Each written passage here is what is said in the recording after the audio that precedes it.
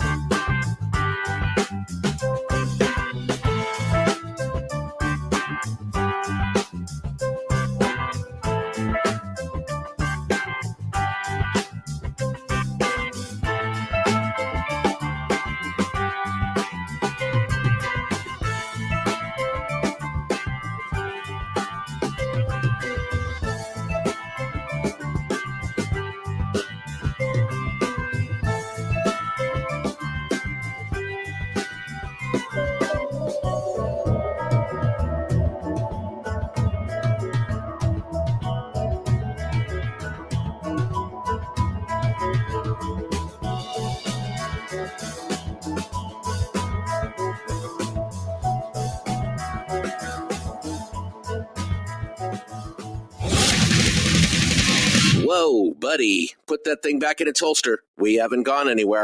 I don't understand. Check out the MichaelDukesShow.com for information on how to get access to the podcast.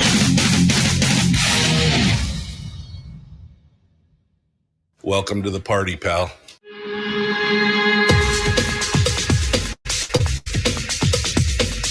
The Michael Dukes Show. The greed and the entitlement is astounding to me. What more could you want from a low-budget radio program? This is a dumpster fire. That was just BS. It is time to get a new perspective. We know just what you need, and we've got just the cure. Open wide and prepare for a steaming hot cup of freedom. I just don't fathom it. The Michael Dukes Show, streaming live across the world. live world on the internet at michaeldukeshow.com and across the state of Alaska on this, your favorite radio station and or FM translator. Good morning, and how are you? Welcome to Hump Day. It's a day. It's a day already. It's a day. I was just remembering here this morning whether or not, and it was one of those things where it's like, I wrote this down, didn't I? Whether or not we were going to be having Mike Showers a guest today, and I think I recall that he said no. So it's just you and me today. I don't know why I was wandering around all day yesterday thinking, oh yeah, Showers on tomorrow. It's going to be fine and everything else. But no, I had a brain wave this morning. I was like, oh wait, didn't he say he wasn't gonna? That's okay. All right, so it's me and you. Hello, good morning. How are you? How's it going? Just another day of final wintry thoughts and final wintry temperatures as we get ready to, still haven't hit 50 degrees down here in the South Central area. We're going to be like 10 days late, still 6 to 8 degrees below average down here. And I'm just saying, if we don't get some warm days on the other end of this thing, I'm going to have a stern talk with somebody. I need all the warm summer days that I can get. And this is just, you're not helping. Not helping. I don't know who's out there still doing the snow and cold dance, but whoever it is, stop. Stop doing it. All right.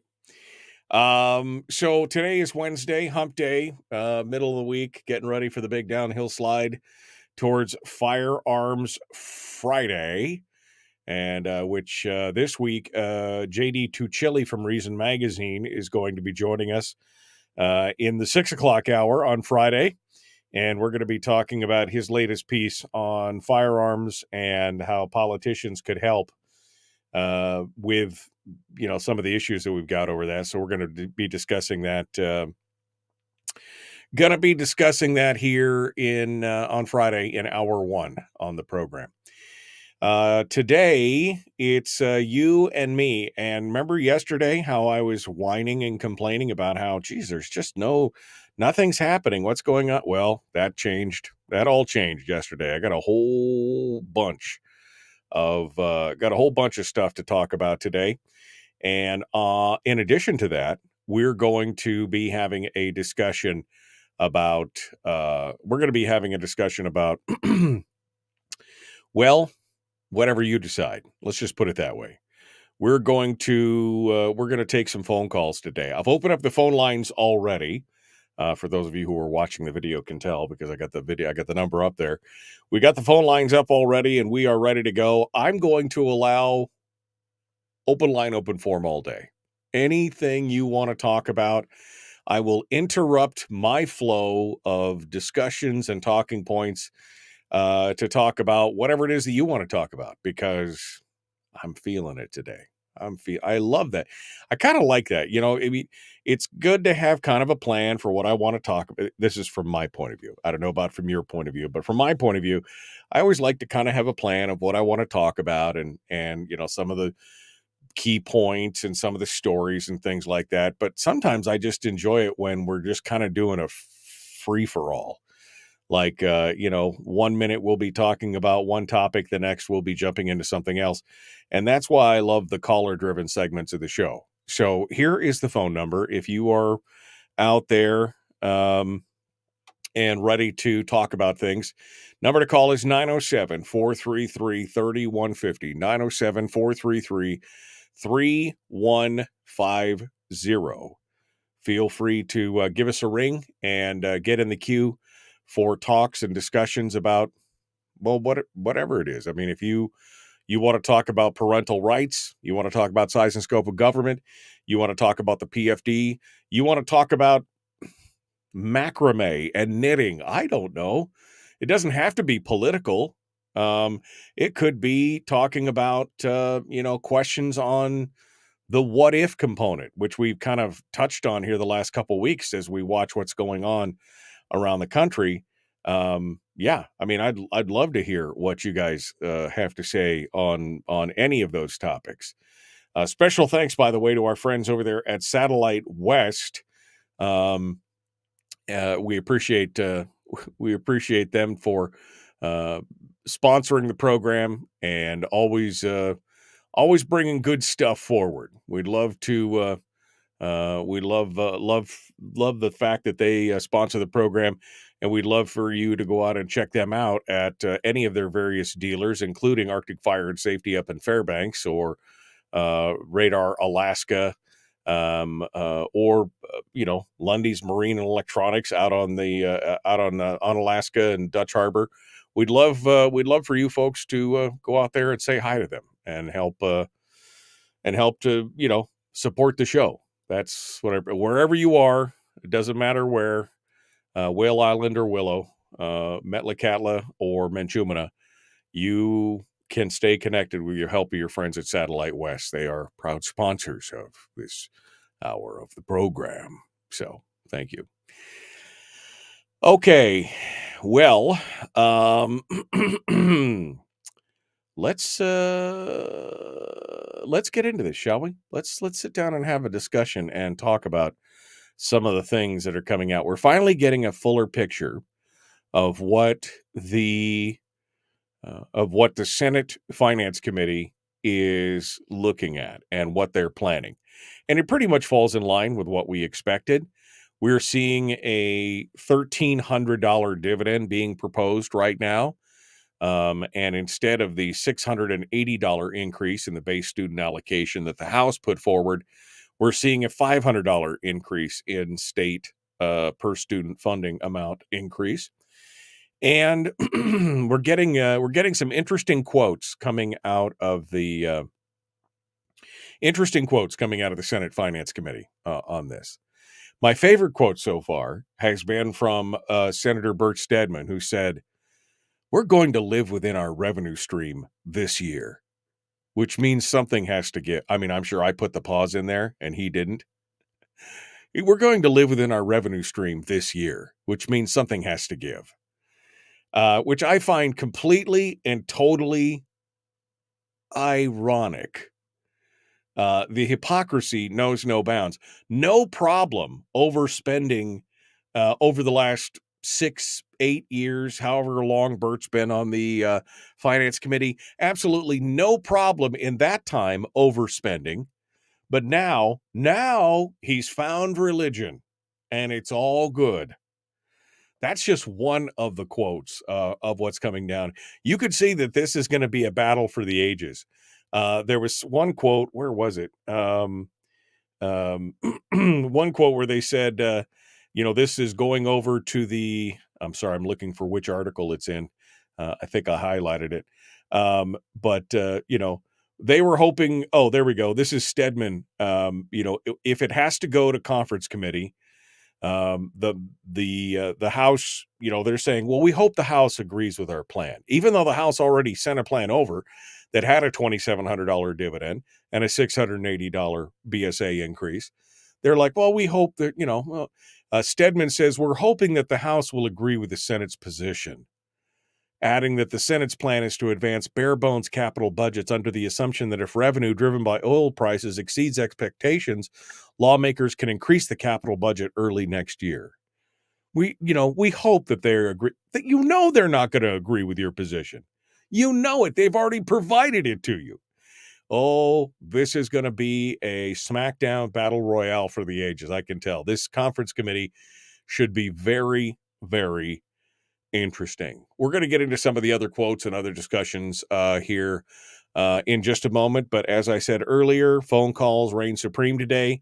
It's open line, open forum. We've got one line on hold at 907-433-3150. And we got just a couple minutes here before we have to go to our first break. So let's see what's on your mind. Good morning. Who's this? Where are you calling from?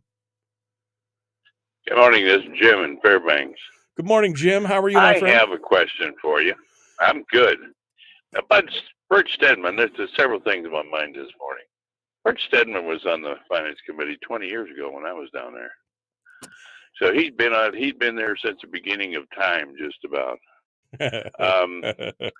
Another issue, AM radio.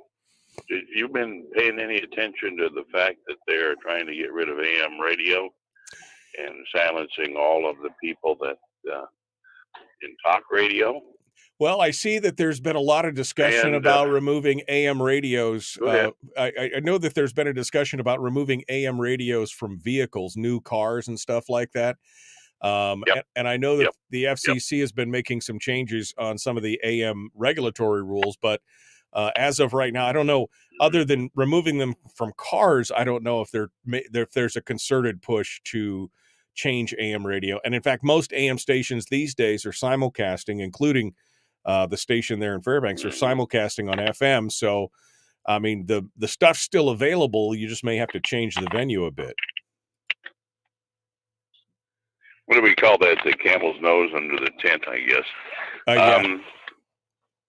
Another thing is silencing those that disagree with you, like Tucker Carlson, and people that are digging into the swamp. It's just outrageous what's going on nationwide, and I hope it stays there and doesn't get into the local areas. But not too many voices like yours around anymore, unfortunately. Yeah, well, I think this is interesting for Tucker. I think this is interesting for Tucker Carlson. If you go back and look, a lot of the stuff that came out from the Dominion lawsuit shows that, like, Tucker and Laura Ingraham and Sean Hannity, they've all been having problems with Fox News in general. They were very concerned about the credibility of the network and everything else, and they were behind the scenes lambasting the network itself for all the problems that they had. I think Tucker, I mean, he's going to land on his feet. I don't know if you've already seen that there's been, I mean, he's going to probably be making more money than he ever was at Fox News in the future. So this may be in the long run a good thing for him. It just means that Fox News has lost a commentator that is, one of their most popular commentators ever. And he's going to be able to go out and now maybe free of some kind of editorial oversight from the Fox crew, he might actually end up with more audience in the long run. So I think this is going to be a good thing in the end, quite honestly. Well, I wouldn't disagree with that maybe, but I think it's going to destroy Fox News from my viewing. Newsmax and OAN seem to be far more palatable to those of us who believe you're going to have some consequences for what you do. Yeah. Anyway, I just a couple questions, things that crossed my mind, and I just thought, well, I'd just throw it out there for somebody else's brilliance to come forth. Well, Jim, I appreciate that. Thank you. Yeah, and you're right. I mean, Bert Stedman he's like back there when Christ was a corporal. He was there marching away, putting money into that the finance committee. I think he's one of the main movers and shakers that's caused part of this problem. That's why I highlighted the fact that he said this year we're going to live within for the first year ever, we're going to live within our budget. Only when it suits him, right? Yeah. Yeah.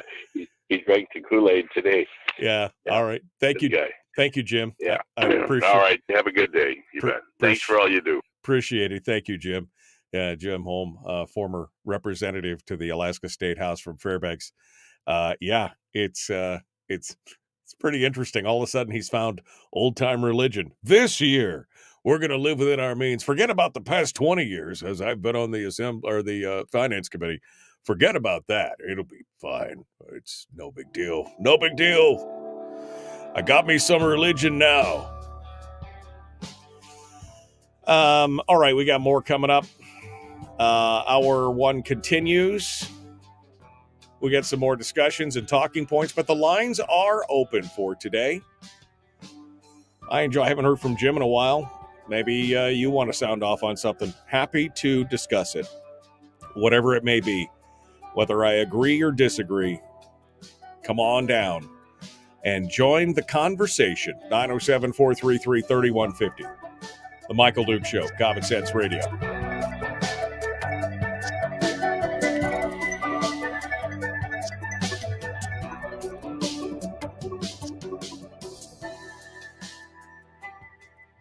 We're broadcasting live through a series of tubes. Allowing all of these entities to provide streaming stuff going on the internet. Well, it's kind of hard to explain. Sorry. Streaming live every weekday morning on Facebook Live and MichaelDukesShow.com. Okay, in the break right now. Anthony is kind of summated everything. Tucker Carlson is not going to be hurting. He's not going to be hurting. He's still getting paid out the rest of his contract. I mean, and there's already been offers up. He put a big thing on Rumble. Most people don't realize that the Daily Caller is actually Tucker Carlson's organization already. He actually started the Daily Caller. So, I mean, I'm sure he will be doing something, whether it's a daily radio show, whether it's, maybe he picks up something from Newsmax or somebody else. I don't know. There'll always be an outlet for Tucker Carlson. He had 2.8 million viewers on a Friday. That's a built-in audience that he could take anywhere. Now, even if it drops down to 1.5, that's still a damn good audience. He's not going to be hurting. I'm not too worried about that. When it comes down to it, love him or hate him, Tucker Carlson is going to be okay. All right, let me scroll back up here to the top to see what, Dave, I feel for you so much. Dave says, colonoscopy day for me. Yay. Hey, at least you get to eat later, right? Because you haven't had a chance to eat for the last 15 hours or whatever it was, 24 hours, I guess. All I remember is the first time I ever did a colonoscopy, it got rescheduled once. And then the second time, the day that I was supposed to go in was the day of the earthquake in 2018. And so I had done all this and the whole thing and the jugs of whatever fluid and everything else. And they canceled it because of the earthquake. I was like, this is not happening. Not happening. Let's see. What else we got here? Another beautiful Fairbanks morning, slab of applewood bacon, good coffee, and a morning show. Starting it off all good. We're going to talk about Sarah Vance and the Ruffridge vote. We're going to talk about that. I'm still scrolling down here. Bill says he's actually putting his sled away. So maybe winter will finally end because Bill is finally going to put his snow machine up. Because, geez, Wow, macrame, you're showing your age. What, people don't know what macrame is? Or crocheting? Or knitting? All different things. Good morning, good morning, good morning. Let's talk about the bill that just passed in the House about men and women's bathrooms, HB 99. We're going to talk about that here in just a little bit, Melly. Don't worry about it. Let's see. Talking about young moose. Yeah, there's been a lot of we've had one calf that's been wandering around the house here for about a month. Basically one night they slept on our back porch, and then they're sleeping in our backyard, and then they're sleeping on the hill above our backyard. It's not, I think there's a lot of calves out there that are kind of running around sans mama. I don't know what's going on. Donna says the House bill, talking about the BSA increase, technically does not have a BSA increase because the BSA increase was tied to the CBR vote that failed. It's true. So it's more of a one-time thing, right? That's what you guys have got going on. Okay. We need AM and weather band. I don't think AM radio is going away, especially for rural and remote areas. Although, again, there's a big discussion about taking the AM radio out of cars because it's just not something that's used very much. Okay.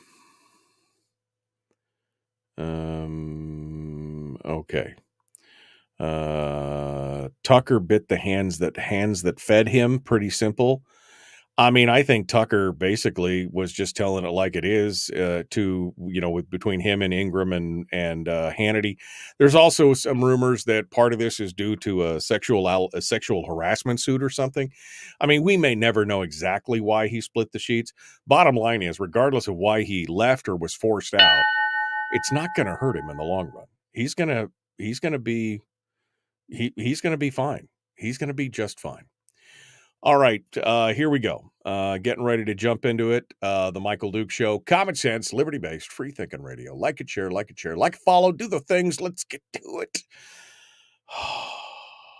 Oh, let's go.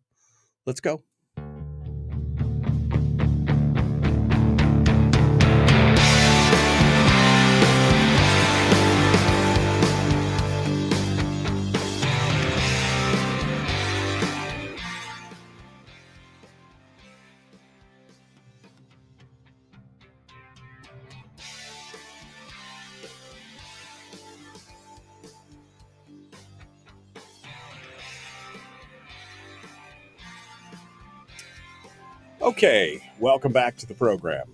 Hello, good morning.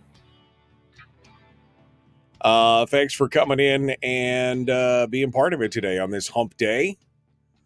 Kind of a fun show today, simply because I have no idea where we're going. I've got some headlines, things that have happened in the legislature since, I guess, yesterday and Monday. We're finally getting a little catch up here on the reporting. But also the phone lines are open, so you guys can drive the bus on anything you want to talk about. You want to be part of it? I'd love to hear from you to talk about what's going on. This program aspires to be truthful journalism. I'm not a journalist, nor do I play one on TV, nor have I ever aspired to be. I'm a commentator. That's what I do. I commentate.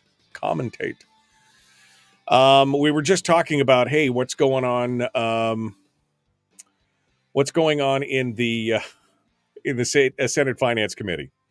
They had a big presser yesterday, news conference, talking about where things are going in the state and what they're planning on doing with the state budget. And I can tell you right now, they're not interested they're not interested in putting together a full PFD. All of a sudden, they've come to the conclusion that, well, hey, we're going to live within our means. We're going to, this year, for the first year ever. In fact, Jim, we just got the call from Jim Holmes up in Fairbanks that said when he was in the legislature 20 years ago, Bert Stedman was in House Finance. I mean, you could go right back, and this is what I've talked about in the past. We've changed out a lot of the players. Remember, number one on the Charter of Changes is changing the players. The problem is we've changed out, I mean, 30 something legislators have been swapped out over the last 4 or 5 years. The problem is there are few key players in there who have the institutional knowledge and the strategic thinking of how to basically strategically maneuver in a parliamentary environment that they're able to continue to maintain their power. And Bert Stedman is one of those key players. And if you want to look at this is the guy who knows where all the bodies are buried and knows how to get things done and knows how to leverage stuff. This is the same guy that held the Goose Bay Road project hostage, the most dangerous road in the state. I've lived here 8 years, and I think it's up to 14 people have died on this road in 8 years. This road is a hot mess, and it had been, was it last year, year before? Bert Stedman held the entire vote up by holding this hostage, saying he would defund this road project if he didn't get the votes that he wanted. All these parliamentary procedures and tying things together. The turducken that they talked about, that the House majority was very concerned about this year. They didn't want to see a turducken bill come back where everything was moved into a big omnibus bill. They wanted to be able to vote on separate things, and they were assured that that's not going to happen. I mean, fingers crossed. I'm not holding my breath that it might not. But again, this year, all of a sudden, now he's like, well, this year we're going to live within our means because that's important. It's very important that we live within our means this year for the first time ever. And of course, the House proposal for the dividend, which was a compromise to begin with. Remember, $2,700 is not the statutory amount. $2,700 is the 50-50 Hammond plan amount. That's 50% of the revenues going to government, 50% of the revenues going to the permanent fund. And they're like, no, they don't want to see. They want to see 75-25 because they believe it's their money. They believe it's state money. Stedman said the Senate isn't willing to accept any budget that has a deficit, which again that's brand new. He's been happy to produce a budget that had to draw money from savings, from the CBR, from the SBR, from the ERA. He's willing to shift the funding around to try and inveigle and bamboozle legislators into doing what he wanted. He was more than happy to do that. He's been there the whole time as part of that crew that spent $14 billion out of the constitutional budget reserve. So he's got no problem overspending, only when it doesn't match his criteria for what he wants. He said senators' preferred approach would have lawmakers pass a balanced budget, then reassess the state's financial situation in January or February. If oil prices are higher than forecast, resulting in extra revenue, legislators next year could pass a supplemental budget that includes extra monies for priorities. Now, I guarantee you none of those priorities include a 50-50 PFD. He hates that. He literally hates the PFD. That is money that in his mind would be better handed to him so that he could decide all these, priorities. We can revisit the capital budget to add projects if need be, or funds to school, or what have you. Nowhere in there is it talking about the people's share of the oil wealth. That was what the permanent fund dividend was set up for. But they don't want to see it. They don't want to see it. Another interesting quote this morning, where is it? Came out from Lyman Hoffman. I just had to shake my head. Members of the Senate Finance Committee are pushing for a smaller dividend, which would translate to this year to a $1,300 payment per eligible Alaskans. This is from the ADN. With increased fervor. They're pushing for the smaller dividend with increased fervor. I think everyone understands that the current formula is broken, said Lyman Hoffman, a Bethel Democrat. I don't think that everyone understands that the current formula is broken, Lyman. I think the current formula worked just fine until you guys stuck your grubby little fingers into it and discovered that it was a pot of money that you could spend from. Prior to this, the formula worked just fine. It's just that it forced you guys, legislators, to live within your means. And when you started running out of other pots of money, because remember, Bill Walker only tapped into the permanent fund and withheld those funds after the Senate and the House and the legislature had drawn down the CBR by about $14 billion. Well, maybe they weren't quite, maybe they were only to 10 of the 14 billion by that time, because they continued to spend from the CBR for another year or two. But they had drawn down the majority of the funds in the CBR, and all of a sudden then they're like, oh, the formula's broken. Only because you wanted to get at the money, only because you feel like you know better than anyone else how that money should be spent. Well, I think everyone understands that the current formula is broken. I think you're full of bourgeois. I think you saw it as an opportunity to have more money to spend on your pet projects, be it PCE or whatever it is, fill in the blank with all the different projects that they want to be spent. He added that the goal with the proposed formula is to resolve the annual discussion about the size of the dividend, making space for discussions on other legislative priorities. Like, it's all good as long as we accept their brand new 75-25 formula. That's what he said. Well, the goal is the proposed formula is to resolve the annual. It's still going to only be statutory, Lyman. I mean, we already have a formula in statute, which you guys have chosen to ignore. So now you want to propose a 75-25, which, again, you could start ignoring at any moment. I mean, the minute you pass it, you could then completely ignore it and it wouldn't matter. Why do we why do we have any trust in our legislative, in elected officials right now, especially those who are the, spend and spend variety, the big spenders, the ones who say it's not your money, the ones who say that they know better than you how to spend it, the ones that always prioritize the public economy over the private economy? Why do we have any trust with these yahoos at all? Bert Stedman, for this year, we're going to do a balanced budget this year.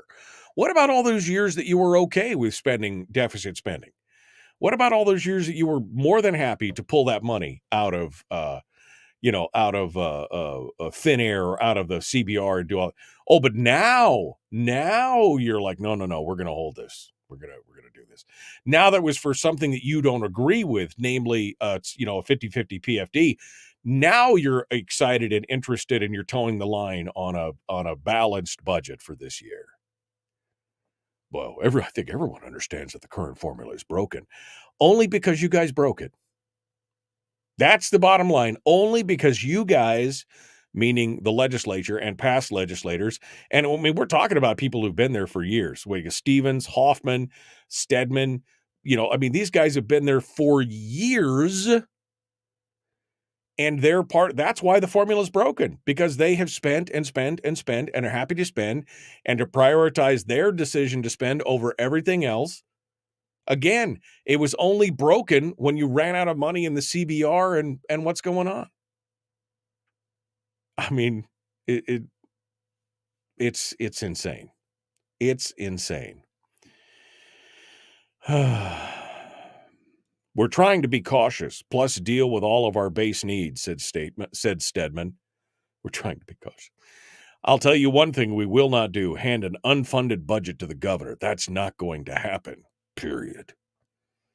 You could see the stance already. This conference committee is going to be, it should be interesting. It depends on who's going to get put in there, but it could be open warfare.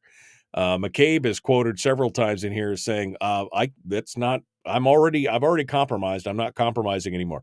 I already came down off the full statutory PFD to the 50-50 PFD. Nope, not going to happen. But this is going to be the battle royale, folks. This is where it's coming. You can see it already. And bunch of grumpy old men on the committee just saying, nope, it's our way or the highway. Or maybe we'll cut your highway funds if you don't do what we tell you to do. I mean, that's a Stedman classic right there. Absolute Stedman classic. All right. we got to go here. Got a break. I'm done with that. When we come back, we're going to talk about HB 99, which had some interesting action yesterday. Did not see that coming. Let me just put it that way. Did not see that coming at all. We'll talk about HB 99 and where it goes from here. That's all coming up in just a few moments. Thanks for being part of it. The Michael Duke Show, common sense, liberty-based, free-thinking radio.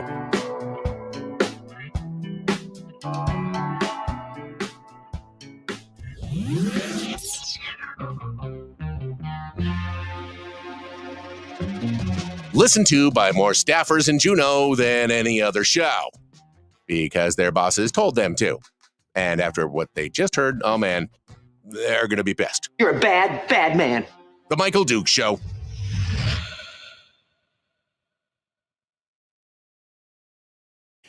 Okay. Just another year of our corrupt legislators in the AK leg giving Alaskans the shaft, making the rich richer and making sure to make the poor and middle class pay for it, shoving us more into the poorhouse. That's kind of what's going on. Tawny says, what a compounding memory marker. Earthquake and the flush at the same time. I mean, I was so mad.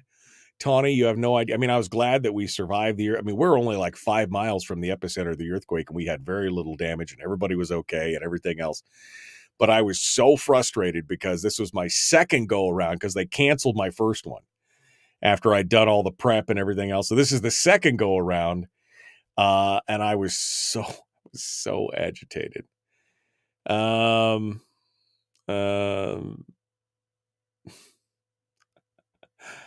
Wow, Jerica. Jerica's just telling everybody how she feels this morning. Oh, man. Okay. Investing in your children's future, maybe more challenging. Investing in your children's future and giving them the best knowledge possible, a skill set, is far from stupid. Maybe more challenging these days because of the idiots, activists, and thieves that are indoctrinating kids, but decent parents should wake up and get their kids out of that joke and work it out. This is what we've been talking about the last couple weeks, Richard. You're 100% true. You're 100% true. Okay.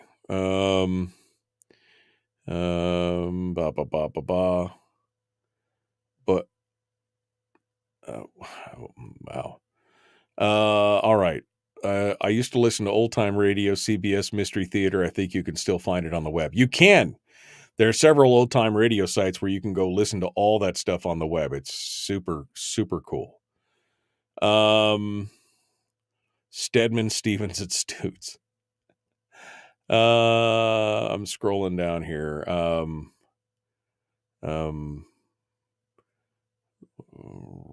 We got your moves. No repercussion of the legislatures besides wanting to be voted out.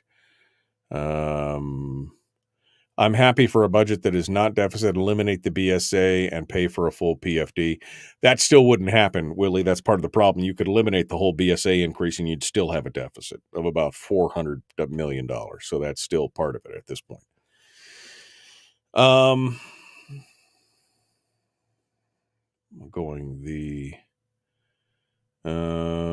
Please post the Hoffman vote. Please post the Hoffman quote. Sure. It's in the ADN. And it says, here it is right here. This is the quote from Hoffman that's in the ADN. And you could put it, you can post that right there. Okay. I'm still trying to get caught up in the comments here. Only because you broke it, bingo, says David. When I said it's only, we understand that the formula is broken only because you broke it. They would ignore that new statutory formula the moment it suited them. Yeah, exactly.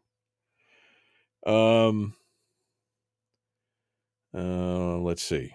Since the Senate minority isn't recognized, we probably won't get a seat on the Budget Conference Committee. It'll be 3 Senate majority members, 2 House majority members, and one House minority member. Yeah, I mean, like I said, it's going to be battle royale on the Conference Committee. It's going to be interesting to see what's going on.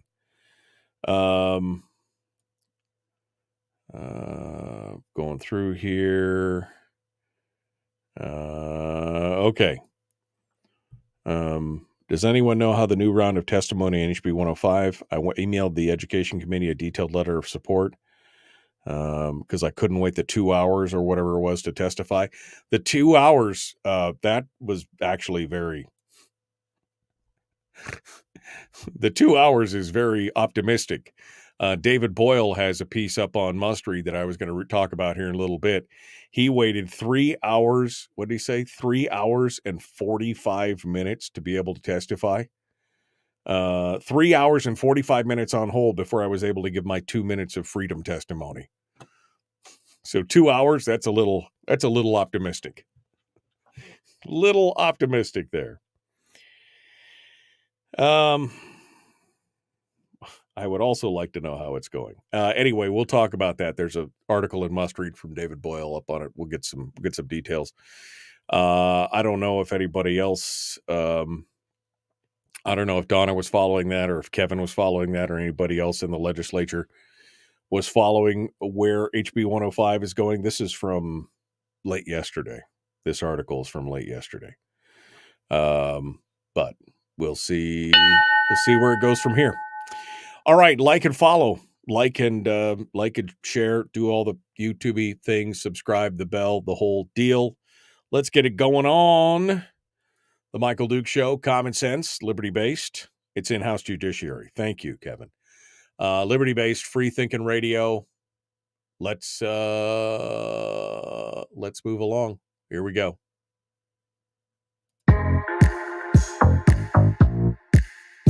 The Michael Duke Show. Not your daddy. Wait, sorry. Not your daddy? Ooh, not your daddy's talk radio. Whew. I was scared for a second. Thought we were going down. Here's Michael Dukes and the show.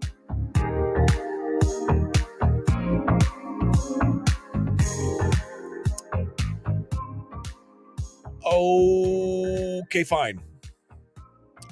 Ready to go. Phone lines are open. It's open line, open forum today. Whatever topic you want to take on, feel free to bring us up. We're just kind of lamenting the fact that, man, we change out a bunch of the players in the legislature, and we still end up with, of course, the good old boys network, the business as usual crowd, still in charge, still parts of the leadership in at least one chamber, and even those that we do change out, we think for something better, turn around and kind of slap us in the lips. And what I'm talking about right now is HB 99, which was the let me read you the the sponsor statement of HB 99 so that you understand. An act relating to and prohibit discrimination based on sexual orientation or gender identity or expression. This is following the Alaska State Commission on Human Rights clarified that their jurisdiction only applies to employment in regards to discrimination based on gender identity. They have recommended that policy changes are necessary to recognize these traits under public accommodations, housing, and lending. Public accommodations, by the way, is a big definition. Right. So this is all about basically not being able to discriminate against people based on what they identify as. And so if you are a man who cares to identify as a tween girl, then they can't discriminate against you for wanting to go use the tween girls' bathroom or locker room or anything else. That's the point. That's the point of this. It's redefining, as Randy said yesterday in his phone call, it's redefining what the word sex means in statute. And it's not just one statute, it's all statutes. That's what they're trying to do. A portion of this bill, of the statute that the bill amends to include sex discrimination, says public accommodation means a place that caters or offers its services, goods, or facilities to the general public and includes a public inn, a restaurant, eating house, hotel, motel, soda fountain, soft drink parlor, tavern, nightclub, roadhouse, place where food or spirituous or malt liquors are sold for consumption, trailer park, resort, including a pool, campgrounds, barbershops, beauty parlors, bathrooms, rest houses, theaters, swimming pools, skating rinks, golf courses, cafes, ice cream parlor, transportation company, and all other public amusement and business establishments, subject only to the conditions and limitations established by law and applicable alike to all persons. That basically everywhere. So, I mean, this is what it's about. Allowing basically people who identify as something different, which, hey, if you want to identify as a toaster, I'm all for it. If that's what you want to do and that's the land you want to live in, that's fine. Don't use government as a bludgeon to force me to buy into your fantasy. If that's what you want to believe, I'm all for you to be able to do it. But don't, again, hold me hostage with the force of government at your back to try and make me believe the fiction that you already believe. Here's the interesting part. HB 99 passed out of the House committee yesterday with the support of keen-eye Republican Justin Ruffridge, who voted with the Democrats. According to Must Read, Republicans in the legislature were horrified that Ruffridge, a Republican, would flip and support a bill that is a direct attack on women's and girls' safety. The bill left Community and Regional Affairs with only the oppositions of Republicans Tom McKay and Rep. McCabe. Ruffridge also voted with Democrats against an amendment by McCabe that would have narrowed the bill down to not discriminating against gay people in employment. Ruffridge said it narrowed that bill too much. Now, interestingly enough, apparently Ruffridge has 2 young daughters. I mean, as a father, and I've seen some crazy stuff, okay? I mean, I've seen some crazy stuff in this world and everything else. I would be very concerned about somebody who identifies as, like I said, I mean, this is all about imagination and identification, right? I mean, you can be anything you want to be, essentially, is what a lot of people on the left are being told. And so I would be very concerned if my daughters were at a swimming pool, which is one of the places of public accommodation, or a resort or something like that, and somebody who identified, and I'm not joking about the whole tween girl thing. There was a news story here a couple of years ago about that was a guy who's like a 35-year-old man, and he identified as a tween girl. That was part of the argument. And he all of a sudden can go into the locker room with all the girls or the bathroom with all the girls. Now, maybe he is true to heart. Maybe that's really what he is. He feels like he's a girl, a woman, whatever. He doesn't even notice the other people in the locker room. Maybe that's the truth. Or maybe not. I know that I wouldn't feel comfortable allowing my daughters to go, just like I wouldn't allow my daughters to go change in the boys' room with all the boys there. Ruffridge voted against that amendment by McCabe as well. Tom McKay asked Jenny Armstrong, the author of the bill, who would protect our daughters in bathrooms when men walk into women's bathrooms. And she said that question was offensive. Oh, I think it's a legit question. She says it's offensive that LGBTQ are increasingly being characterized as groomers and perpetrators, but most of the crime is committed by straight males. Well, most of the crime does not equate to all the crime, right? I'm just asking a legitimate question as a father of 3 daughters in my case. I'm just asking the question as a father of 3 daughters, What would protect it when men just walk into the bathroom who may or may not have bad intentions? I'm just asking for a friend. So, yeah, people a little shocked about this thing. And maybe we'll see if we can get Ruffridge on the program tomorrow so he can explain it to us. Maybe you can explain to us exactly why you decided that that was a good idea to vote for. And even the narrowing, he didn't want to vote for the narrowed it down too much. The bill is headed over to House Judiciary, which is chaired by Sarah Vance. So I imagine it's going to die a painful death in that committee.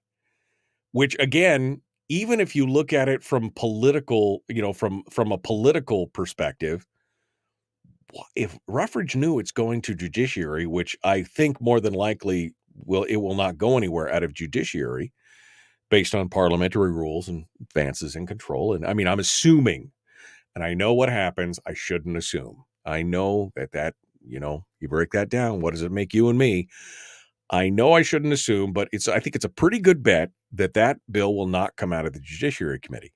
Knowing that and knowing where it was going, why would Ruffridge vote for it and then vote down the amendment as well? I'm trying to wrap my brain around that. I really, really am. Even from like a Machiavellian, I'm playing fourth dimensional chess here on all this stuff. If you knew it was going to be killed, why hang yourself out on this vote here, which is going to alienate you from a significant portion of your electorate? I'm trying to wrap my brain around it.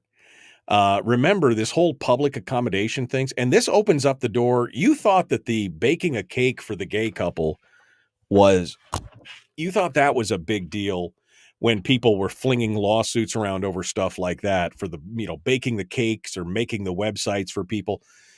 The public accommodation rule is even deeper, folks, because it basically covers any public establishment, businesses, restaurants, hotels. I mean, it covers a huge swath, and it opens them all up for potential liability for discriminatory practices that they can be then sued. And I mean, this is a huge deal.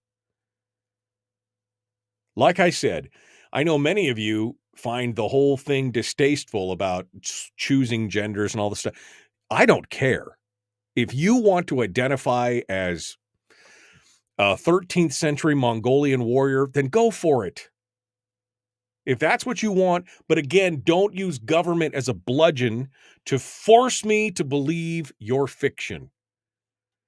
If you're a man who believes he's a woman, or a woman who believes she's a man, or a woman who believes she's a man and a dachshund, I don't know, whatever it is, I don't care. You can be as crazy and as, as flighty as you want to be on your own time, but don't use government as a bludgeon to force me to accept it. And that's what they want. And they want this opportunity so they can bog you down with lawsuits and basically force you to acquiesce. That's what it's all about. That's really what this is, putting it on a legal standing so they have the ability to litigate with you and force you to their point of view or put you out of business. I mean, yeah. I think if I was a business and I was building a new restaurant or something like this, I would just build, instead of two, a male and a female bathroom, I'd probably build just 3 or 4 standalone restrooms that are a one-person stall. It would be more expensive, but it would save you a lot of heartache down the road. You could be whatever you want to be all alone in your own bathroom. That's probably what you should do. But the fact that Justin Ruffridge voted against the other amendment, and then knew this was going to judiciary, where it's probably going to die. It may or may not. I don't know. We should talk to Sarah Vance about this, but I would imagine it's probably got a good chance of not going anywhere. Why would you burn that bridge with your constituency? I don't understand it. Maybe he's a true believer. Maybe it's all about the true belief in the end. It's very possible. Hour 2 is dead ahead, and we're taking more phone calls. Your thoughts on this? 907-433-3150, 907-433-3150. The Michael Duke Show.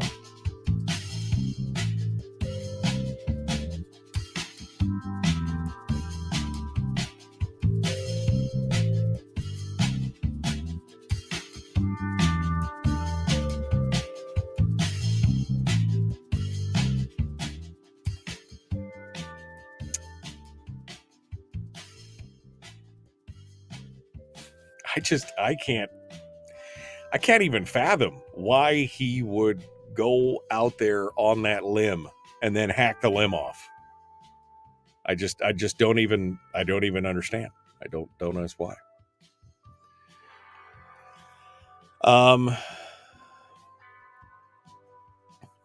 I asked Jenny if she would accept an amendment that included political expression in the sentence that said gender expression, and she got mad at me, said Kevin. Yeah, I mean, political expression, gender expression, I mean, for the left, in a lot of cases, it's one and the same, isn't it? I mean, that's, yeah. Okay. Let me scroll backwards here. I'm looking at what you guys are saying. I'm scrolling backwards. Oof, you guys got verbose for a minute.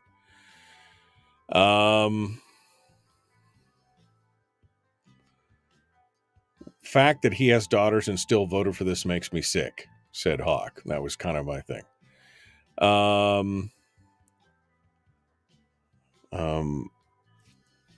Why anyone thought Ruffridge was better is beyond me. I don't know if he was. I don't think anybody really necessarily thought he was better per se. We'll see what's going on. We wouldn't have gotten this garbage from Ron Gillum, that's for sure. Yeah. Wow, sounds like we should be paying attention to that one. Well, it's been flying under the radar with a firestorm over 105. Yeah, we should be paying attention to 99 as well. But again, I'm hoping that it's going to, I'm hoping that it goes to judiciary to die. Governor Christine Noem, I'm sorry, but I've had just about enough of this whole thing. At this point, the trans agenda is not about tolerance, it's about domination and the radical restructuring of our entire society. We must have the courage to say no more. I agree. Oh, Ruffridge is going to be on KSRM this morning with Dwayne Bannock. Ooh, that'll be interesting. HB 99 is already covered in other areas. Well, the HB 99, the components of it are already covered under federal law. Why do we need a state law that's where it's already covered under federal law? That's my question.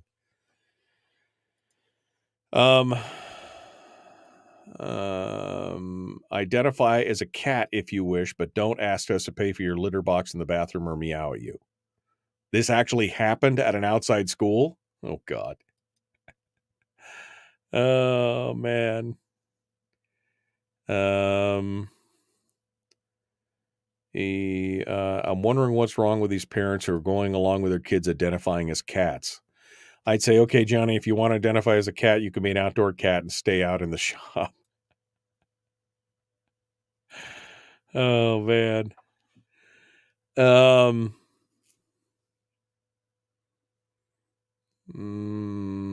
I'm just going here. He loves drag queens. He defended having drag queens shaking their junk next to kids at the park in Soldotna. I mean, I heard that he did not fight back against it. I haven't been following that very well, but yeah, exactly. Let's see. All I could say is F around and find out. Yeah, pretty much. Yeah, with my kids. That's right. F around and find out. You will find out exactly what will happen. Kevin says, my amendment would have at least tightened the bill to be for employees only. I'm concerned that Alaska has joined a lawsuit with 18 other states against Biden's interpretation of the Bostock SCOTUS decision and we're undermining that with HB 99. Make no mistake, this is a shot across the bow. I truly believe that no one should be discriminated against in any, I think, way is what he was supposed to say. But I also believe that the government has no business in our bedrooms, and I believe that our children should be protected. I mean, exactly. I don't care what you do in the privacy of your own home. I don't care. You want to marry whoever you want to marry, do whatever you want to do. That's not my decision. I'm not the one that has to face the maker. I'm not going to come down and slap you with a Bible or do anything else. You can do whatever you want to do, as long as you don't force me to agree with it, or force the government to force me to agree with it. That's the problem. I don't care. Do what you want to do. As long as you're not hurting anybody else, I don't care. He's going to say that he would not vote for my amendment because it codified HB 99. That's 100% Bert Stedman. I had alleged legal write it and clarify that it absolutely does not do what Ruffridge claims it was going to do. It's, kind of baffling why we see him voting on so much stuff. Sorry, says Jeffrey, after it was like F around and find out. I'm suffering from toxic masculinity. It's okay, Jeffrey. It's a known condition. I asked Jenny, I'm going to, okay. When did we give up majority rule? You could believe in anything you want, but you could believe anything you want, but don't use public monies on things that do not align with the majority rule. Well, I mean, even if they did align with the majority rule, you should not use government funds to force the minority to believe in it. This is not about the tyranny of the majority. This is about allowing people to believe what they are aligned with and what they want to believe. All right. Well, guess what? We're coming up on the break. Or rejoining from the break, I guess I should say.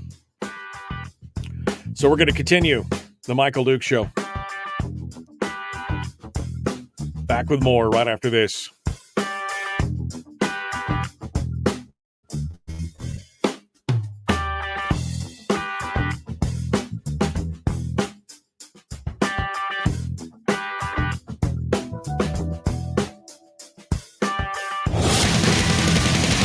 Whoa, buddy. Put that thing back in its holster. We haven't gone anywhere. I don't understand. Check out the MichaelDukesShow.com for information on how to get access to the podcast. Welcome to the party, pal.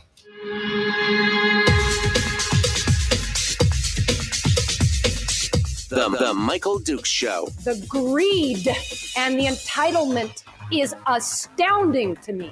What more could you want from a low-budget radio program? This is a dumpster fire. That's just BS. It is time to get a new perspective. We know just what you need, and we've got just the cure. Open wide and prepare for a steaming hot cup of freedom. I just don't fathom it. The Michael Dukes Show, streaming live across the world. Live around the world on the internet at michaeldukeshow.com, across the state of Alaska, on this, your favorite radio station and or FM translator. It is the Michael Duke Show. Good morning.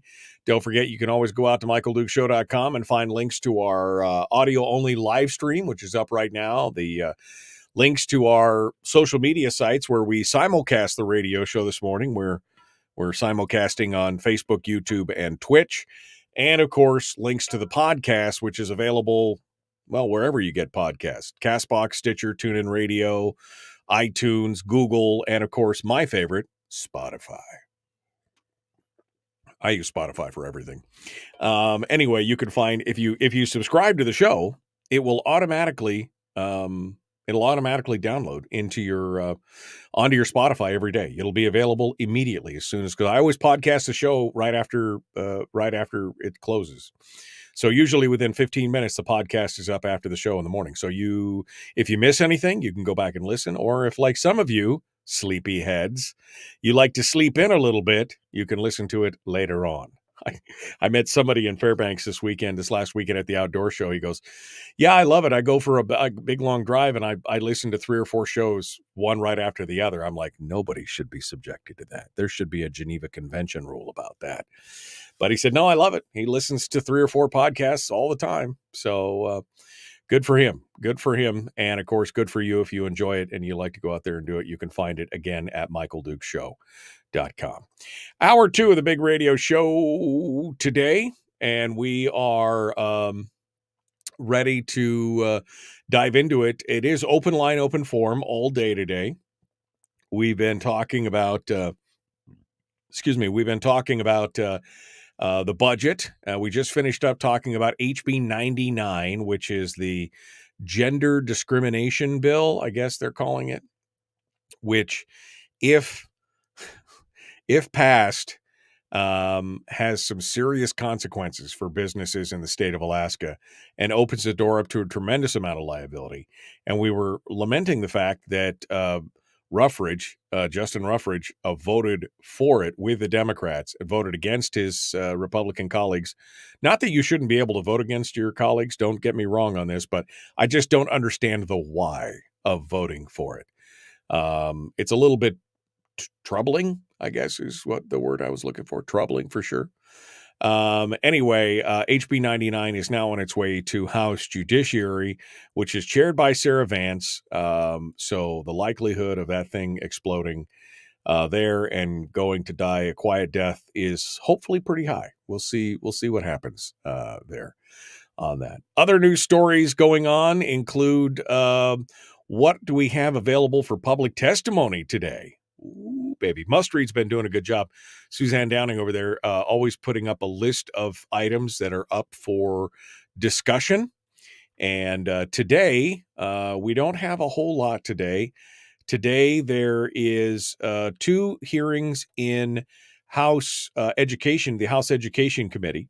One is about teacher recruitment and the lump sum payment, which I think in part is inspired, and I think Rob Myers is still in the chat room with us. He can clarify for us. I think this is inspired by, in part, his discussion on. No, that was something else. Never mind. I apologize, Rob. I stop what I'm saying right there. Lump sum payment for teacher recruitment. I think it's a bonus thing that they're talking about. That's at 8 a.m. this morning. Also at 8 a.m. in House Education is Education for the Deaf and Hearing Impaired, HB 111. I don't know anything about that bill, but that's what it's about. This afternoon, the Alaska Performance Scholarship and Eligibility, SB 56, is up in front of Senate Education. And that's pretty much it for today. Now, tomorrow, we've got a property tax and the municipal property transfer tax, municipal telecom tax, HB 134 in House Community and Regional Affairs. We've got HB 158, which is about the military and the U.S. Space Force in Veterans and Military Affairs Committee in the House. HB 26, that's at 8 a.m. and 1 p.m. respectively for both of those. At 1:30 p.m. in House Finance is the Council for Alaska Native Languages, HB 26. In Senate Community and Regional Affairs, also at 1:30, is Articles of Incorporation for ANCSA Corps. And then in 3 p.m. in Health and Social Services, House Health and Social Services, is the Incompetency and Civil Commitment Bill. Now, I don't know if this has anything to do with red flag laws, but that is the legal method that's already in place if you want to commit somebody who's dangerous to themselves or others. That's in Health and Social Services at 3. Also at 3 p.m. in House State Affairs is the Eliminate Unnecessary Agency Publications Bill, HB 42.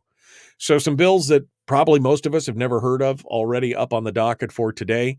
We'll see where they go from here, but that's what's happening. 3 today and 2, 4, 6 tomorrow for Wednesday and Thursday as we get ready to wind down to the last 22 days now of the legislative session. Those are your opportunities to go out there and talk about those things. Phone number to call here if you would like to sound off is 907-433-3150. 907-433-3150. Phone lines are open today, and I'm letting you drive the bus. Any topic you want to talk about is fair game this morning. I'd love to hear from you at that number. You could also drop me an email. I suppose open my email. Email address is me@michaeldukeshow.com, me@michaeldukeshow.com. If you would like to sound off, we'd love to hear from you over there. I see that Jason has sent me an email about the campaign is on the AM radio equipped cars. We were talking about that earlier in the National Advertising Bureau and others, and especially the Radio Advertising Bureau, the RAB, the NAB and the RAB have both been fighting hard about keeping AM radios in cars because it's, a lot of them say it's a safety issue. And more because AM radios have a greater reach and greater clarity, especially in times of emergency. We could have a whole discussion on just that alone. But anyway, Jason, thank you for your email on that. Anyway, if you want to drop me an email, me@michaeldukeshow.com is where you go for that. Special thanks to Satellite West, by the way, this morning for sponsoring the program. You can find them at satellitewest.com. They got a list of all their dealers in the state right there, and they will keep you connected regardless of where you are, from Naknek to, Nikiski, from Nenana to Nanilchik. Wow, a lot of N's in there. Satellite West. Go by and see him again at satellitewest.com. Okay, what else do I gotta go? Oh, there's a bill about logging, which we may try to get to here before the end of the day today. There's a bill about logging, and then, of course, HB 105, which is the parental rights bill, has seen some concerted pushback from many in the education establishment. This kind of goes back to our comments yesterday from the president about how those aren't your children. Those are our children while they're in school. And I think they're getting, this is exactly what you're hearing from a lot of the commentary and testimony that's going in front of this committee. David Boyle wrote an article in Must Read Alaska talking about this, saying that 189 of the emails, he went through the whole public testimony process, but then he started peeling through all the written testimony as well. And there's a template going on. Apparently this template came from Planned Parenthood, which is allied with the teachers union to help keep control of your children. Apparently, they believe that they know what's best for your child, and they lay it all out there, and they've got a template that goes through that. So support for the here's the results of the written testimony. According to David Boyle, support for HB 105 is 646 of the written testimonies. Opposed, 483. Now, template emails, including in the opposed count, 189 of those 483 emails were basically form letters that people just forwarded on. Number of teachers opposed to it, 33. Number of teachers supporting HB 105, 21. So you can kind of see some of the breakdown. And he said there may have been more teachers in there, but these are the ones that self-identified. So basically 54 teachers identified themselves in their testimony as teachers, 21 supporting the parental rights, 33 opposed. And and somebody said, well, I sent my testimony in written because I couldn't wait the 2 hours for the public. No. 3 hours and 45 minutes is what David said he waited for his testimony. And I think I saw Melody earlier in the chat room say she waited for over 4 hours. 4 hours to testify on that bill. I mean, who's got time for that? And especially since most of these committees are meeting in the middle of the day, who's got time for that? Well, apparently teachers can take the day off and go do it, I guess, or whatever's going on. But most of us working class stiffs could not. I remember the last time I testified on a bill last year. It was last year. And I literally was sitting at my desk doing work for 2.5 hours waiting for my turn at the mic in the testimony with my desk phone. I mean, it was just like, this is nuts. I mean, who has time for that kind of stuff?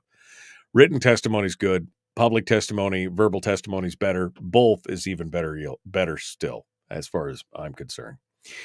All right. I guess we're coming up on the break. I don't want to start something else. I don't want to start into another story because we are coming up on the first break of the hour here, and we're going to be jumping back with you. But again, phone lines are open. I guess this was my question, and I actually was going to start off the hour with it, but I forgot. I got way late on another topic. So back to HB 99, the gender protection, whatever they're calling it, bill. What, as a parent, if you're a parent with children, would you be concerned? Because, and I know somebody said, well, we shouldn't talk about children. Well, this affects children. We have to talk about children. We have to talk about children because it affects children. So if you are a parent and your child was, again, swimming pool, resort, even a restaurant or something like that, would you have a concern if your specifically your female children, your girls, were going into these bathrooms and there was this identifying person who identified as a woman and went in there, but they were biologically male? Would that make you uncomfortable and concerned? And would it stop you from going into those establishments? I think that's the bigger question. 907-433-3150, 907-433-3150. Love to hear what you guys have to say on that one and more. We got to go. We're going to return in just a moment. Back with more, The Michael Duke Show. Common sense, liberty-based, free thinking radio. Your phone calls, it's up next. It's all open line, open form today. We're going to be back right after this.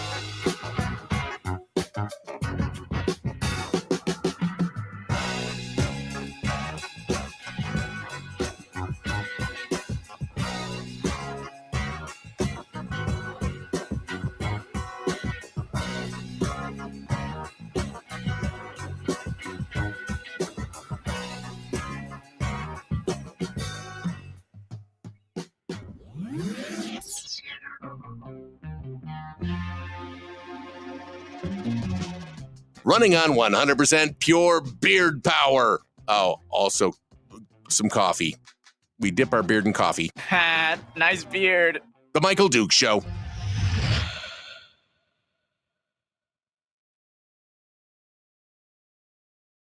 Okay, in the break right now, Jess says, the public school I work in wear "We Are Family" shirts, and the administrators call the students of the teachers your kids instead of your students.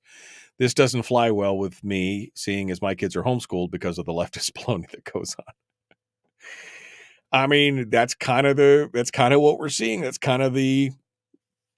exactly what we were talking about yesterday with Biden's comments. When those kids are in your classroom, they're your kids. They're not my kids. They're the teacher's kids. That's actually what they said.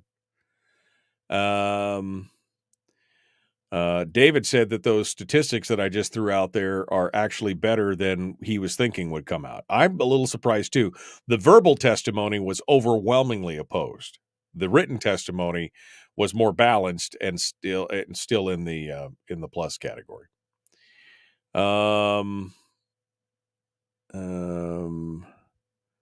Let's see. AM radios. I'm scrolling backwards here because I missed some stuff here.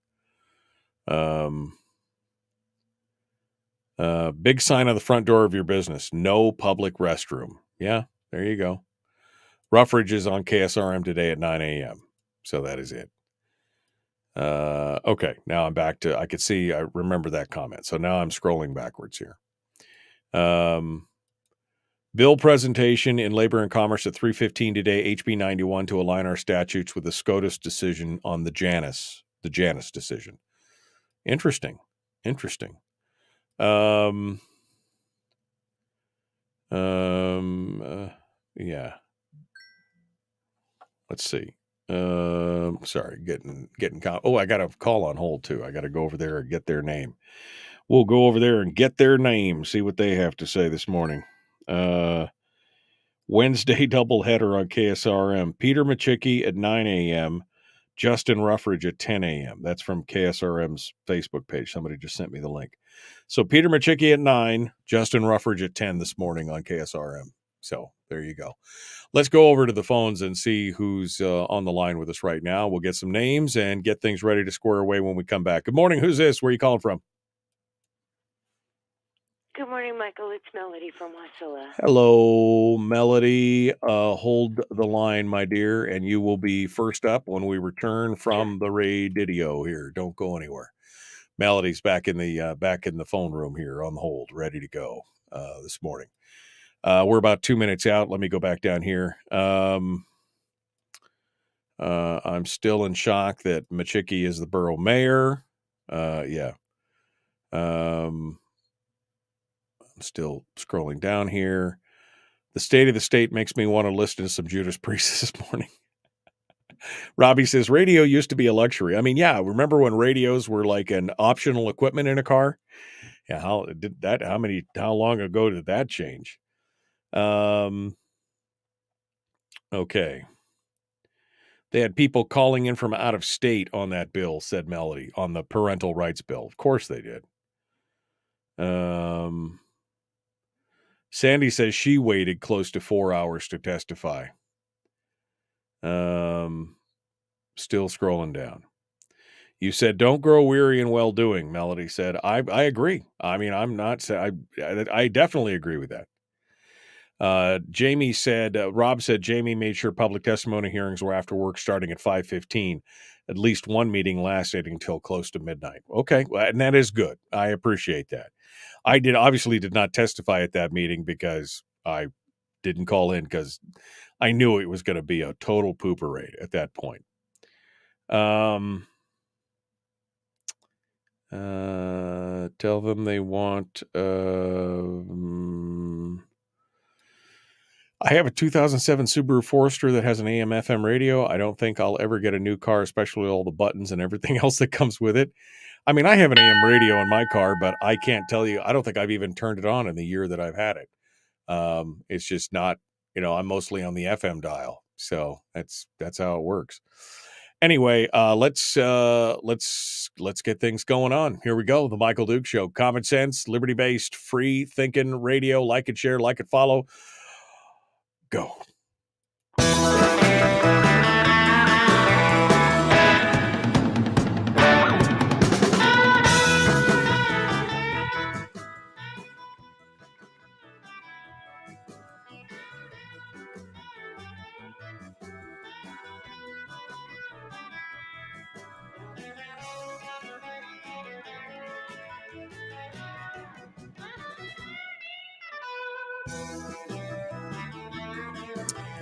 All right, welcome back to the program.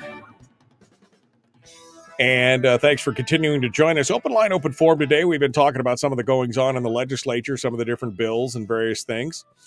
Melody is calling in from the Matsu this morning. She wanted to sound off. You can as well at 907-433-3150. I'd love to hear what you have to say, even if you don't agree with me. I want to hear your reasoning. I'm interested to hear it. Again, just no judgments other than we'll have a good conversation about it. Let's go over here right now to Melody to see what she has to say this morning. Good morning. Good morning, Michael. Hey, two things. First off, I was on testimony the night that it ran till midnight. Right. That's when I held for 4 hours. Also, I just wanted to give an update on the Matsu Borough School district-wide library committee that they've been asking parents to apply for, to review the books in our Matsu libraries in our schools and our high schools. Right. Elementary school, high school, middle school. Anyways, they had 300 applicants for this position for the 13-member committee. So it's now gone to a randomized lottery drawing that will be held from each of the 7 school districts to select parent community member representatives. So there'll be one lottery date to be determined yet. Committee meeting will be formed from the lottery for the following membership: 7 parents and community members, 2 certified staff members, 2 school board members, and 2 librarians. So I just wanted to tell you that we are making some progress with the school district. I've been told, this is what I've been saying all along, that there was 56 books on the list that Tranny and Tom Berge pulled from the library under looking at a certain search words to find out what kind of books were in the Matsu libraries. So we will be looking at 56 books on this list that they pulled. Right. And the committee itself is what? It's going through the books to see if they're appropriate for children. Is that and see if they comply with state law about obscenity and things like that? Yes. Okay. All right. And then when is the draw, and when is this meeting supposed to be again? The draw it's yet to be determined. Okay. All right. So well, we'll keep. They sent me this in an email because I applied. I know there's other listeners online in the chat room that have also applied for this committee. So we're just kind of waiting to hear. I just wanted to give you an update on where we're at with those books in the school district and the libraries. All right. Well, thank you so much, Melody. Thanks for giving us a heads up. And when you get the word on when it's actually happening, feel free to call us back and let us know. Okay. Absolutely. Thanks, Michael. Thanks for your call. Appreciate it. Let's go over here. We got some more phone calls at 907-433-3150. Good morning. Who's this? Where are you calling from? Randy in Fairbanks. Good morning, Randy. What's on your mind, sir? Well, I just wanted to point out that an anti-discrimination law for LGBT, by the way, I'm talking back to myself, but I guess I'll just try to go through that. An anti-discrimination law for LGBT to apply to the whole nation has never been passed by Congress, or both houses of Congress anyway, and made it into law. So they've been trying to do that for the past 25 years with the Employment Non-Discrimination Act and later the Equality Act, but they've never gotten it through, which I'm very happy that they have not. In my opinion, that's something, if a state really wants that, that's the state's business to do that. And about 22 states have done that, not Alaska, but other states have done that, have put in LGBT anti-discrimination laws. And of course, some cities in the states that have not done it, like Alaska, there's been some cities that have done it, like Anchorage and Juneau, and but there's no federal law, anti-discrimination law. However, there's been some agencies like the Equal Employment Opportunity Commission who interpreted stuff and put in edicts like that, and then it was taken out like during the Trump years, and then I think reinserted during the Biden time. And then, of course, the U.S. Supreme Court had a case before it in which they made a terrible decision to redefine the word sex to mean those things, sexual orientation and gender identity and everything. That was that was a split decision, and the good Supreme Court justices did not go along with that, like Kavanaugh, Thomas, and Alito. Anyway, I just wanted to point that out. Yeah, I appreciate that, Randy. Thank you for the heads up on that, and thanks for calling in this morning with your thoughts. Appreciate it. And that leaves 4 lines open right now. If you'd like to sound off, we'd love to hear what you have to say. 907-433-3150. 907-433-3150. Again, my question still stands, and this is not a theoretical, fictitious kind of, it's a hypothetical, but it's not beyond the realm of possibility, asking you if your kids, especially, I'm a chauvinist, there's no doubt about it, so I'm all for protecting the ladies of my family unit, right? Well, actually all ladies, but specifically my daughters and my wife. If you would be comfortable in any of these scenarios that have been laid out and any of these public accommodations, which again, the public accommodations include facilities open to the general public, includes a public inn, restaurant, eating house, hotel, motel, soda fountain, soft drink parlor. Soft drink parlor. Man, what is this? Back in the welcome to the nightclub, tavern, roadhouse, place where food or spirituous or malt liquors are sold, trailer park, resort, campground, barbershop, beauty salon, bathroom, rest house, theater, swimming pool, skating rink, golf course, cafe, ice cream parlor, transportation company, and all other public amusements and business establishments. That pretty much covers everything that's not your house, right? So how would you feel, for example, about the one that I'm thinking about is like the swimming pool, public swimming pool. You got your kids in there, you got your daughters in there. They're getting they're getting dressed, they're doing whatever, and some guy wanders in who identifies as a female. How does that make you? Are you concerned? I guess is my question. I certainly would be. I certainly would be concerned about that. Because again, I am a man. I was a teenage boy. I know about maybe they're true. I mean, maybe these folks who identify as, as something different, it's a whole different, maybe they just don't see it and they just, they're willfully blind on that and it's all fine and there's nothing going on, or maybe not. And it's troubling. It's troubling to me. Does that make me prudish? Maybe, I don't know, but I want my child's innocence and privacy to be protected. I that's what I want. I mean, it's not just a one-way street, right? It's a two-way street. So, I mean, I don't want my 13-year-old daughter to be seen by a biological male, and I definitely don't want my 13-year-old daughter looking at some biological male's stuff. You know what I mean? It's concerning. I mean, again, it would cause me not to go to those places, which means that my kids would lose out, which means why would that be okay? I'm trying to understand the thought process, especially of somebody who's a parent, of why that would be okay. I don't understand. Maybe I'm not meant to. Maybe I'm just not built for that. I don't know. It's the old definition of you can't understand insane people, otherwise you'd be insane, right? Maybe that's, if you could understand the thought process, that might be a bad sign for you. Let's go over here and take some calls, see what you have to say. Good morning. Who's this? Where are you calling from? Hey, Michael, this is Jay in North Pole. Hey, Jay, what's on your mind?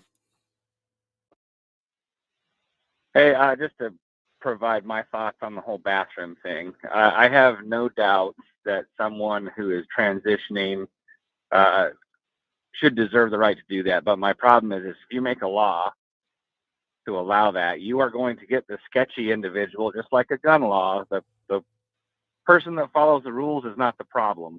It is the predator that does not follow the rules and uses that as an avenue to either attack or assault my daughter or my wife or whatever goes on in the bathroom, especially when some of those places you listed, like a bar or whatnot. They're just waiting for their opportunity. So I'm not comfortable with it. I would like to support someone who is in a transitioning phase to use that, but it opens up the predator to have free hunting grounds. So that's my thoughts on that. Yeah, and I'm not saying obviously that every person who identifies as something different is a predator, but the opportunity is there. Even if it's 2% of that overall population slice or demographic slice, it's troubling and problematic. And would a third or neutral, non-gendered bathroom be a better solution? Right? I mean, just to have a bathroom where they can go. I definitely think that's the solution. Yeah.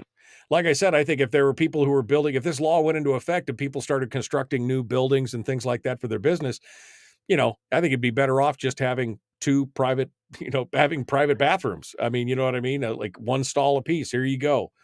That might make more sense in the long run. But I'm with you, Jay. I agree. I appreciate it. Thank you for sounding off this morning. All right, thanks. All right, let's go over here. 907-433-3150. If you think I'm wrong, tell me why. Good morning. Who's this? Where are you calling from? Hi, Michael. This is David from Anchorage. Hey, David. There are a couple solutions to the bathroom problem with transgenders, And specifically in the legislature building in Juneau, my solution would be for those female legislators that support this bill, the gender ID bill, and actually oppose HB 105.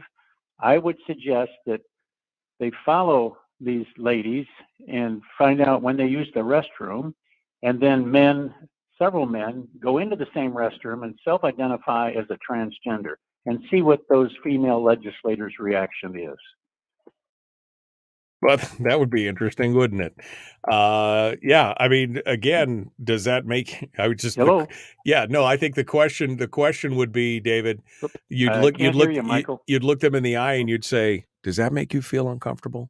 I mean, does that make you feel uncomfortable? Because at this. Yeah, exactly right, Michael. If it's good enough for everybody else, then it ought to be really good for those that support this type of behavior. The other solution I have would be, you just mentioned about single-use bathrooms by transgenders. Maybe we just need to put a bunch of porta potties outside of all the public buildings. Yeah, exactly. Well, and I know some businesses have, like Fred Meyer's and others have like these units, like they call them, I guess they call them family bathrooms, where you could just go. I mean, what's stopping you from going in there? I mean, I would think that this would be uncomfortable for everybody. If you I would just think it would be uncomfortable for everybody. And I don't understand why the big push, other than they're trying to normalize the behavior and normalize the whole thing. Like I said, whatever you want to do in the privacy of your own home, I don't care. I really don't. But if you're going to force me to have to believe in the fiction that you're telling yourself, I'm not down with that. If you're going to use the government as a bludgeon to make me believe, that's not going to work. You're spot on with that. And the other thing about that is it eventually will give transgenders, et cetera, and the gender fluid people special rights. The solution in the schools is very simple. The transgenders should be able to use the staff's restrooms and also the superintendent's washroom. Yeah. And so that would solve that problem right there. And let's see how the staff reacts to that. I agree. No, I agree. I think that would be an accommodation that I think would work.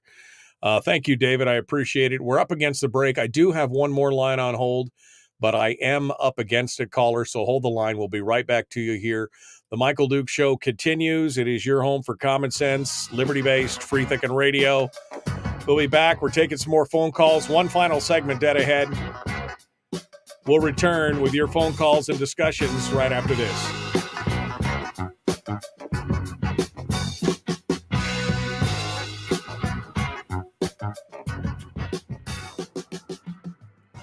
If you missed the show, you can listen to it on your time with Dukes On Demand. Oh, and it's free. Like America used to be. Streaming live every weekday morning on Facebook Live and MichaelDukesShow.com. Okay. Okay, fine.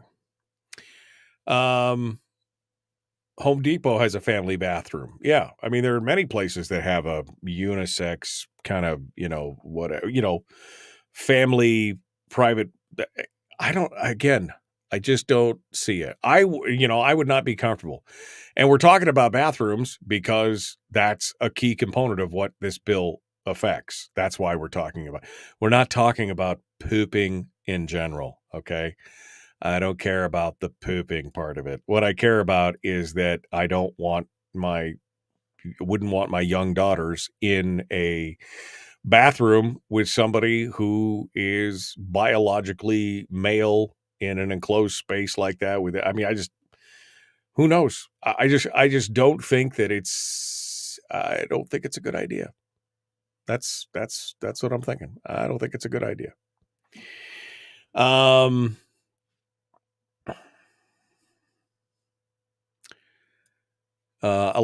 Here's Kevin says the Alaska Club in the Matsu does have a single person locker room, and a man still used the women's locker room a month ago or so. So here's a business trying to accommodate, and the trans person would not.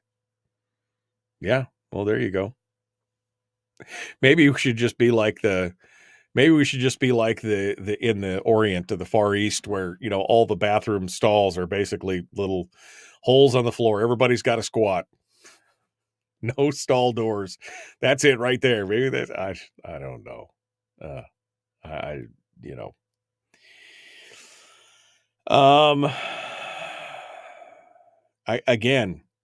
I don't care what you do in the privacy of wherever. That's I just don't care. If you want to identify as something else, that is absolutely fine. But don't force me to accommodate your fantasy, your fiction. I saw a meme yesterday or day before. It says, we can't play cowboys and Indians because you can't identify as an Indian anymore because that's cultural appropriation, but you can identify as a woman all day long. And it's not like this hasn't happened. Somebody mentioned earlier in the chat room that there was a school board meeting where the father talked about his daughter was assaulted in a bathroom by somebody who was identifying as a female. I mean, and I remember that report. That was about 4 months ago. There was actually a yeah, here it is. Sean said, I think this restroom thing already happened when an angry father at a school board meeting explained how his daughter was assaulted in the girls' high school restroom. It has happened. So this is not, again, just hypothetical. It's real. And again, I don't understand how people with children, well, I guess these are the same people that are okay with their kids choosing their genders at 8 years old. I mean, they can't get tattoos at 8 years old, but they can choose what gender they want to be for the rest of their life and modify their body with puberty blockers and all different kinds of stuff. They can do all that, but boy, no tattoo for you. No tattoo for you. The Fairbanks North Star Borough allows it, says Jennifer. So does the Fairbanks School District. My daughter and her friend told me how uncomfortable they are because boys use the girls' left. Yeah. Well, again, it's about forcing us to their point of view. Kevin says it's about control. And I say that it's probably really more about us forcing us to their point of view, whether we want to or not, by using the force of law. That's what it's about. So it's astonishing. All right. Oh, we got one line on hold. Let's go over there and see who the caller is. We'll get their name and where they're calling from, and we'll shoot to them as soon as we return to the radio. Good morning. Who's this? Where are you calling from? This is Ann from Soldotna. Hello, Ann. Soldotna. I got to spell that. There we go. Hi. All right, Ann, hold the line. You'll be first up in the queue, okay? Don't go anywhere. We'll be right back to you. And we'll be first up when we return to the radio in just about a minute.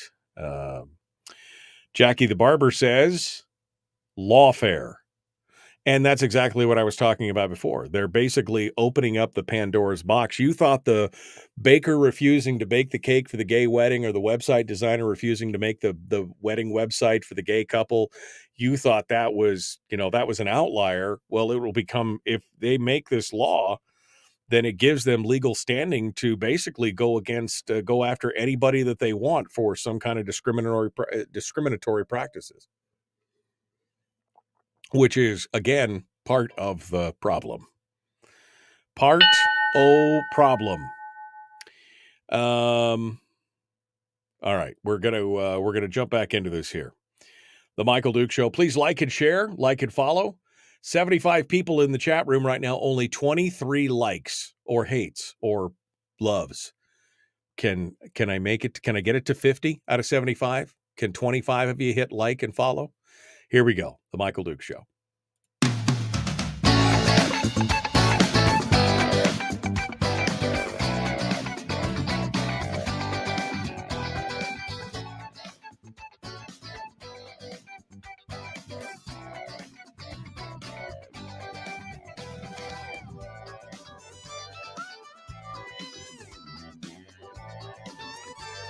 All right, welcome back to the program for this Wednesday, Hump Day edition of the program. Coming up on Friday, we got Firearms Friday.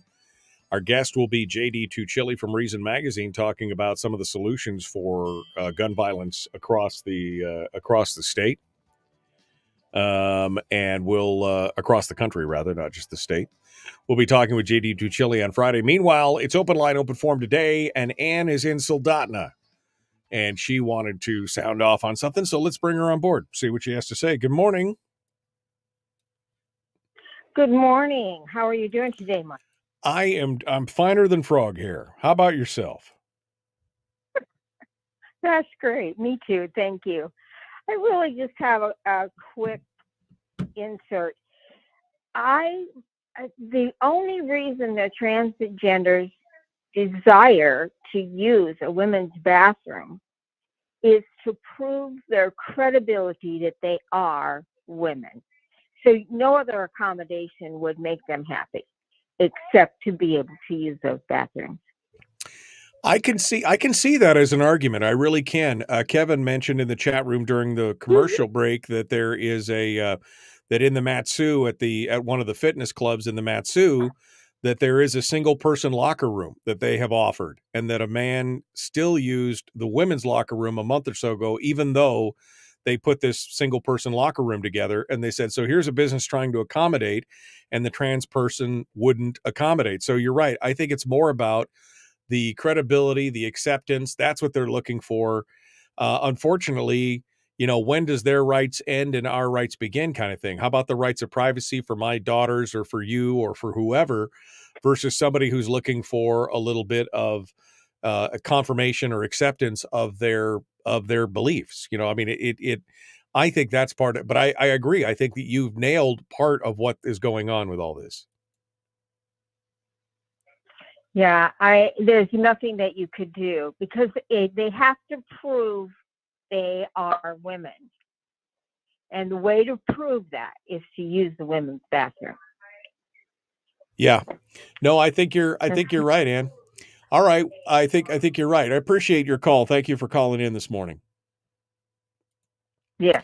907-433-3150. Let's go to another caller. Good morning. Who's this? Where are you calling from?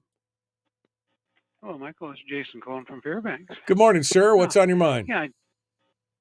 I just sent you a couple of emails a few minutes ago. One was about homeschooling, about an interesting guest you might like having on, and also about this business with AM radios not increasingly not being put in cars.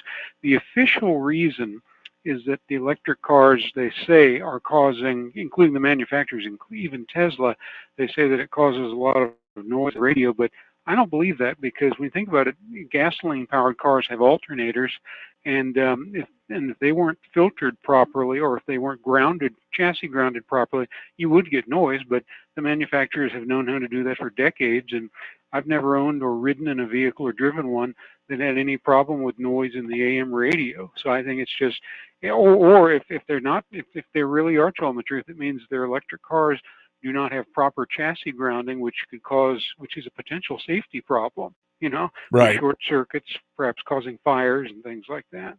Right. Well, I sent you information on the. Yeah, I have. I sent you information on the National Association of Broadcasters campaign, so you could spread that if you wanted to. I'm sorry, go ahead. Yeah, no, we talked about that, or I talked about your email here a little bit ago. Both the NAB and the RAB are both in the middle of campaigns. Obviously, that's part of their constituency, and they don't want to see AM radio go away.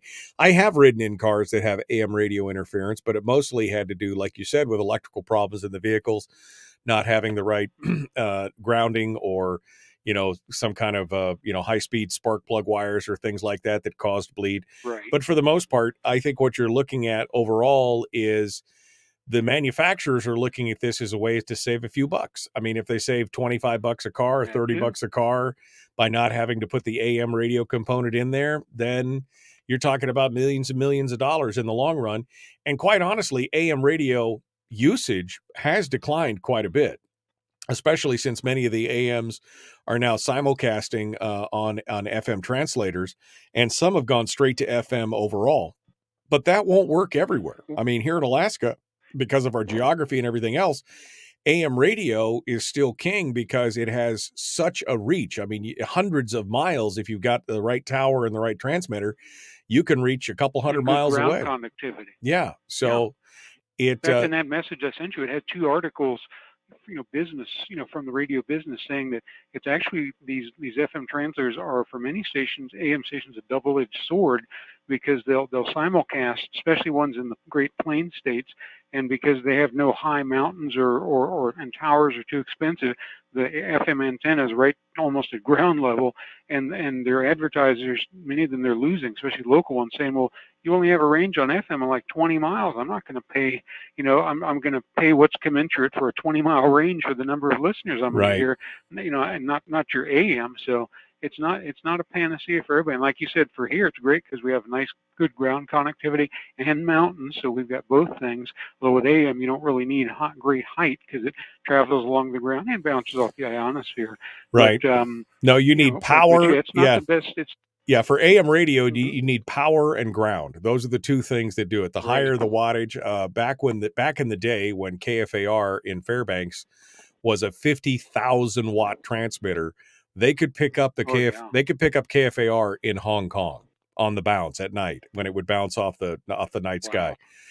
So I mean, it can really pay off. But again, things have changed. Consumption habits have changed.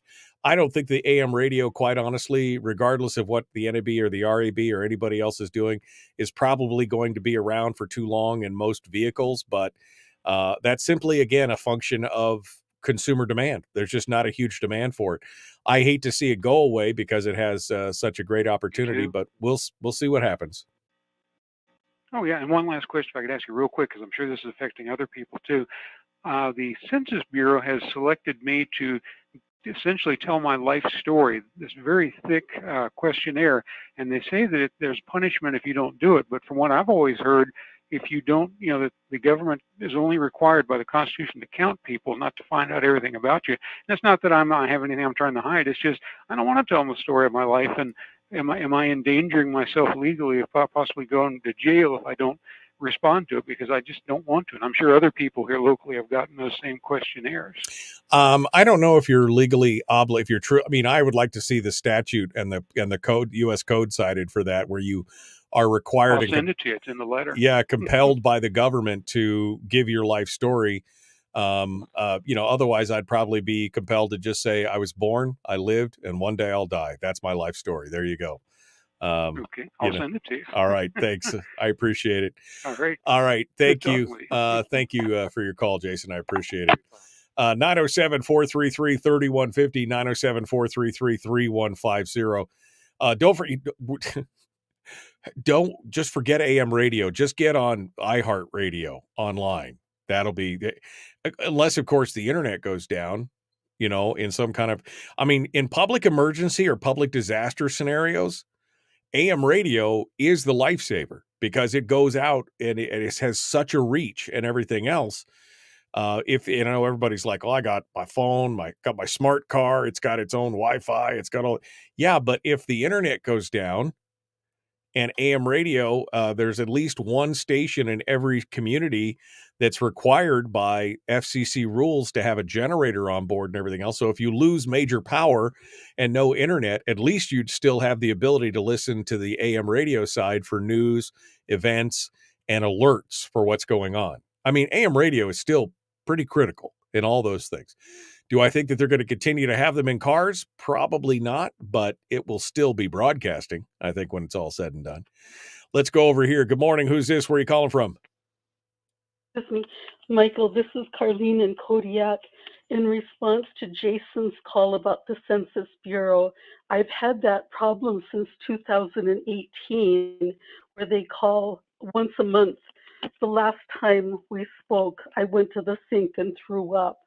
And they're relentless. They don't let you go. They still call, sometimes several times a day, all these years. My friend was living in a trailer in Anchorage and she moved, and the Census Bureau has been tracking her down through her children. And it's all these questions about your sexuality. And I just told them I'm celibate. And all kinds of questions, but they won't let you go. And then they Federal Express 3 times on my doorstep. Federal Express stops by and leaves an envelope. So They're so Thank they're you, serious. Mike. They're serious about wanting to get your life story. Obviously, serious about that stuff.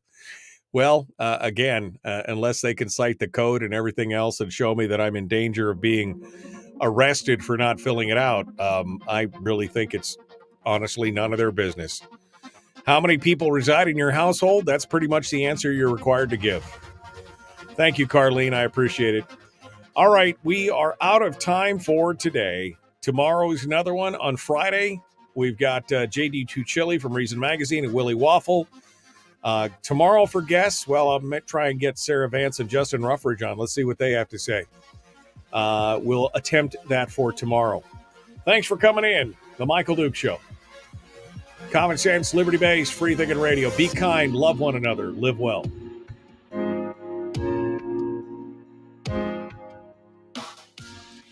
Yeah, I mean, I just don't know. Why would they need all that stuff? I'm not interested in giving you my life story. Sorry. Not interested. Not interested. AM radio was free at one time. Now with iHeart, no more, says Christine. AM radio is still free. Radio is still free, Christine. All you got to do is buy a radio and you can listen to it for free to your heart's content. FM radios as well. So you might want to go out and buy yourself a little transistor radio. Throw it in your emergency kit. I've got one. A little radio. Throw a couple batteries in it. You got AM, FM. You can get them for pretty cheap. Not a bad thing to have in your emergency kit for sure. All right. Out of time, folks. We'll see you tomorrow. Have yourself a great day.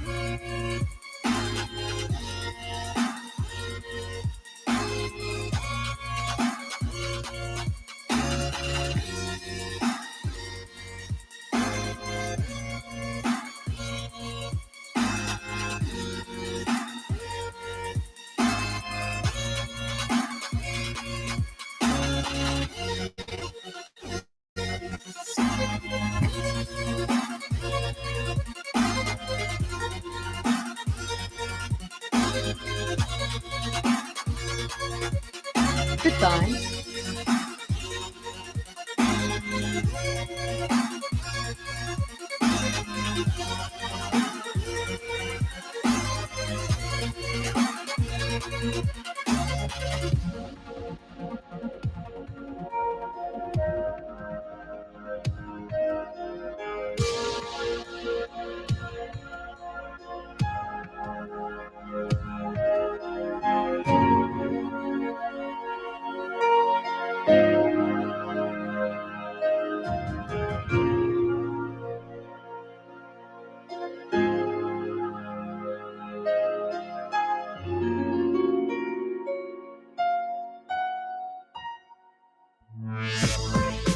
We've shed our terrestrial radio skin, and now we are slimy lizard internet people. It's the Michael Duke Show.